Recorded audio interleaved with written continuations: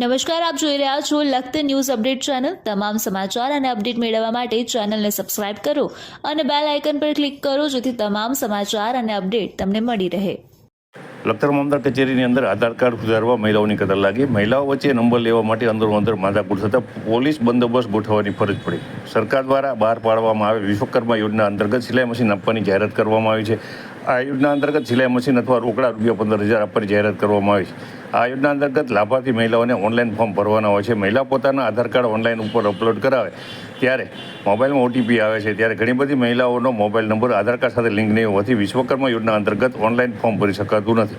આથી મહિલાઓને ફરજિયાત આધાર કાર્ડ મોબાઈલ નંબર સાથે લિંક કરાવવું પડે છે। ત્યાં લખતર મામલતદાર કચેરીના એટીવીટી વિભાગ સિવાય બીજે ક્યાંય આધાર કાર્ડ સુધારી શકાતું કે આધાર કાર્ડ અપડેટ કરાવી શકાતું નથી તેમ જણાવી મહિલાએ જણાવ્યું હતું કે મહિલાઓને ફરજિયાત મામલતદાર કચેરી એટીવીટી સેન્ટર પર આધાર કાર્ડને લગતી કામગીરી કરાવવું પડે છે। આથી લખતર મામલતદાર કચેરીમાં મહિલાઓની ભીડ જામે છે।